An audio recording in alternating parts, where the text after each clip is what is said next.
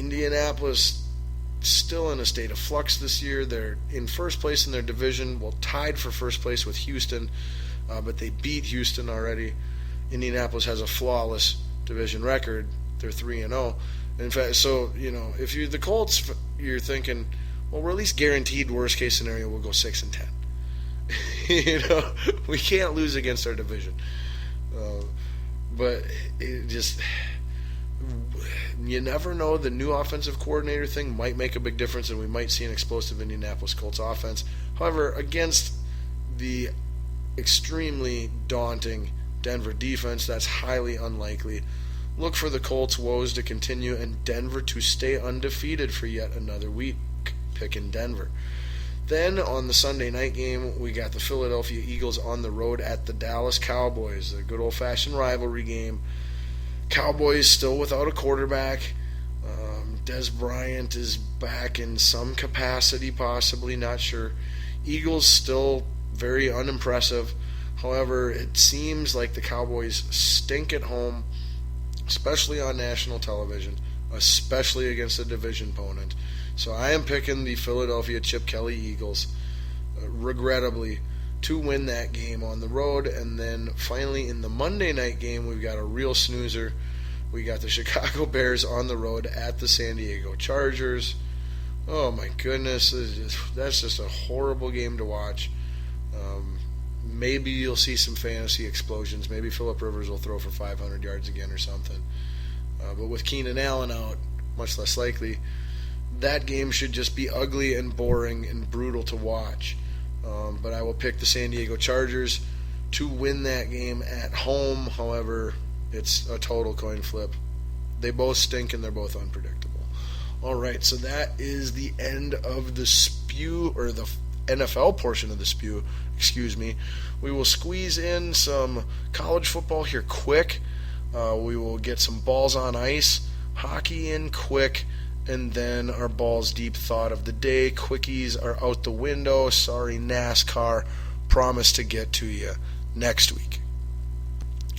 All right, so in college football, let's start with, the fact that we've already had a game this week. It was on Tuesday night. Watched it on ESPN, or at least a good majority of it, and it involved unranked Northern Illinois versus, I believe, 24th ranked. I know they're in the top 25, somewhere in the 20s. Pretty sure it was 24th ranked Toledo. And in a great, competitive throughout the entire contest game, Northern Illinois came away victorious with the upset.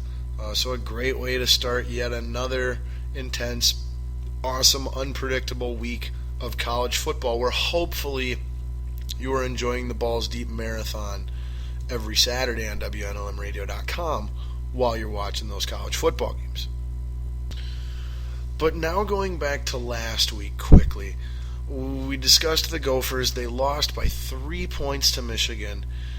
They had the ball with 19 seconds left to go. They were down on literally like the half-inch line, down by 3. I want to say they had a timeout left even.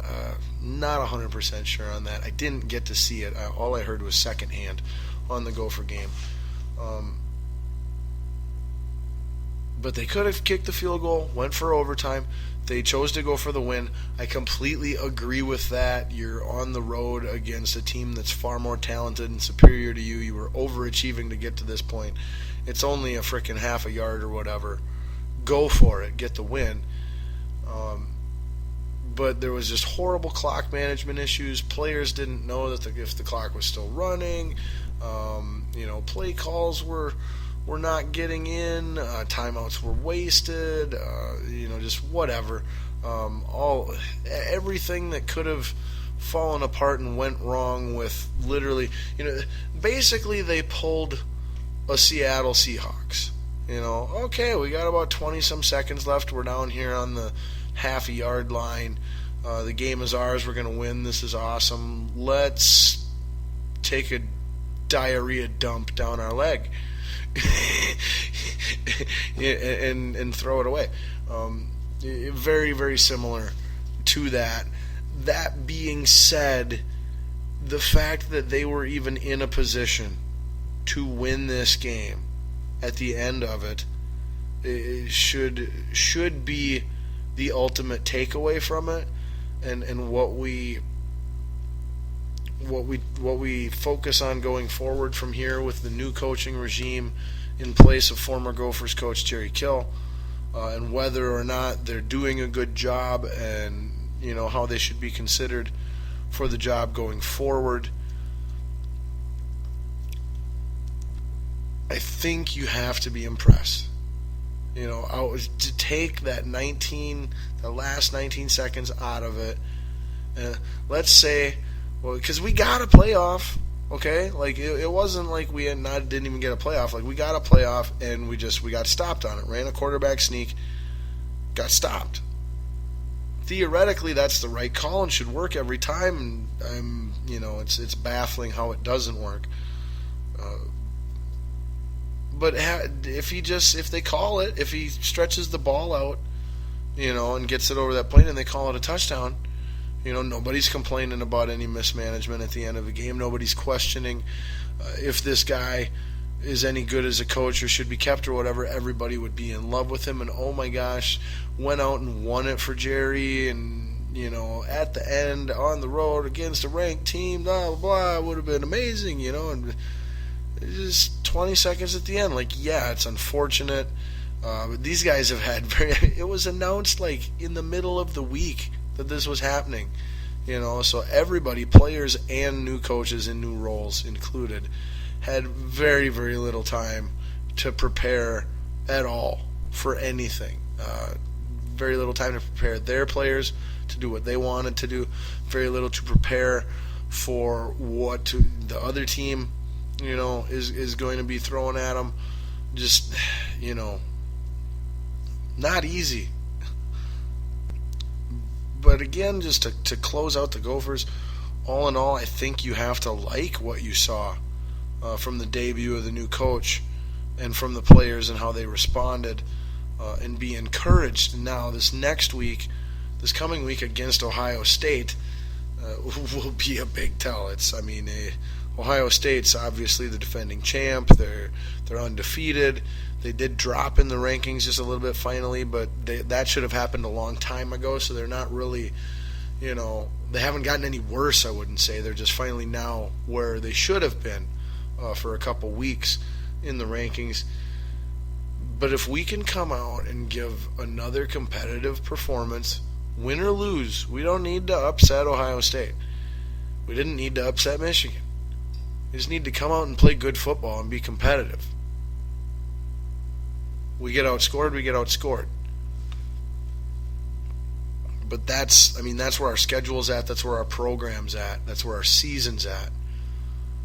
And so I think if we continue to see that this coming week and the following week, and when we get to a game on our schedule here where we can look at it and realistically go, we might be able to beat that team. That's not one of the best teams in the country. We might be able to beat them. Then let's get worried about the wins and the losses, the final score. Until that happens, let's not worry about the final score in Gopher Nation for the Gophers football team. And let's just focus on being competitive, playing good football. That's where the focus should be at. All right, now going around the league, not the league, but the NCAA college football landscape here real quickly. All right, so last week we had 5th-ranked TCU beating West Virginia 40-10. We had 23rd-ranked Pittsburgh getting upset by North Carolina 26-19 on Thursday night. Both of those games were on Thursday night. Then on Saturday we had then 3rd-ranked Clemson beat North Carolina State 56-41. That's a lot of points they gave up to NC State. 8th-ranked Stanford held off Washington State 30-28. A little bit of a surprise there. But anytime you got these in-conference games, you never know. Then in a great game, we had 9th-ranked Notre Dame defeat 21st-ranked Temple 24-20. 10th-ranked Iowa handily beat Maryland 31-15. 11th-ranked Florida crushed Georgia 27-3. The Oklahoma State University, not the Sooners, what are they, the freaking Beavers or something? I don't know. Oklahoma State beat Texas Tech 70-53 in the no defense championship of the week. We had 13th ranked Utah beat Oregon State. They're the Beavers, 27-12. We had 14th ranked Oklahoma destroy Kansas, if you can even call them a football team, 62-7. Michigan, 15th ranked, beats Minnesota 29-26, as we just discussed. 16th ranked Memphis beats Tulane 41-13. Florida State, 17th ranked, over Syracuse 45-21. 18th ranked Houston shuts out Vanderbilt 34-0.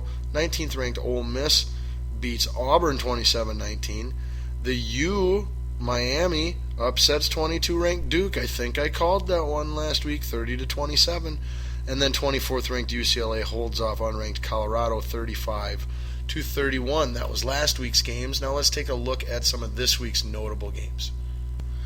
Now we already discussed Tuesday night's game where 24th ranked Toledo was upset by Northern Illinois 32-27. Coming up Thursday night here, we've got 6th ranked Baylor in action against Kansas State. Look for was Baylor the one that got their quarterback? Yeah, I think Baylor's quarterback's out for the year now, so never know. That could be a close game, maybe even an upset alert.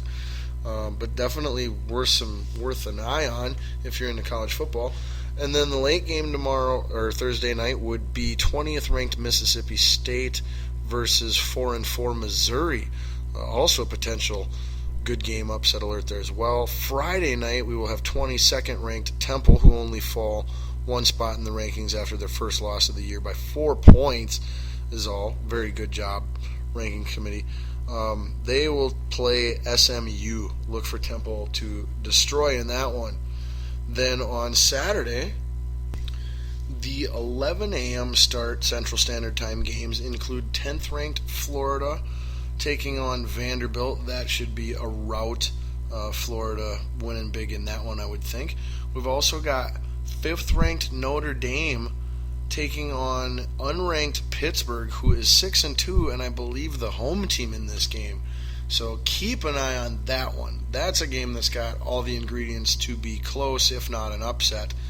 Then we've also got 7-2 unranked Penn State against 21st ranked 6-2 Northwestern.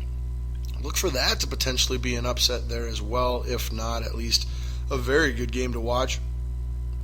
I've also got 11th ranked Stanford taking on Colorado. Stanford should win big there. 18th ranked Ole Miss taking on 4-4 Arkansas. You know, it could be a good conference game, but Ole Miss should win that and win it fairly convincingly by about 2 scores or more. Then in arguably, that would be starting the 2:30 games. Then in arguably the game of the week, one of the games of the week for sure. We got some really good ones, by the way. We have now newly ranked number 1 Clemson Tigers, 8-0, hosting 16th ranked 7-1 Florida State. Could be a real short reign at the top of the rankings for Clemson, or a win here could really cement them as being the number 1 team moving forward throughout the second half of the season into conference championship and bowl time. Then we've also got another 2:30 game that's a game of the week contender. 8th ranked TCU undefeated taking on 14th ranked undefeated Oklahoma State. Very big game there. TCU is a little overrated, I believe. However, I don't know much about Oklahoma State, but that one's anybody's guess. Should be a great game. We've also got 9th ranked undefeated Iowa taking on Indiana. That should be a blowout in favor of Iowa. We've got 6-2 17th ranked Michigan hosting Rutgers. That should be a blowout in favor of Michigan. We've got 25th ranked Houston undefeated hosting Cincinnati. That should be I would think that'd be a convincing win for Houston. 23rd ranked UCLA taking on the 2-6 Oregon State Beavers. That should be a rout in favor of UCLA. 8-0 Michigan State ranked 7th. Going to Nebraska to face the 3-6 Cornhuskers. Michigan State should win that one fairly easily. We've got Oklahoma 15th ranked, a 25.5 point favorite, hosting 3-5 Iowa State. They might cover that spread. They will definitely win. Memphis undefeated taking on 6-1 Navy. Memphis is ranked 13th. They're a 7.5 point favorite. I would think Memphis would win that, but you never know. Maybe Navy's pretty good. They're 6-1. Then we've got the 12th ranked Utah Utes going to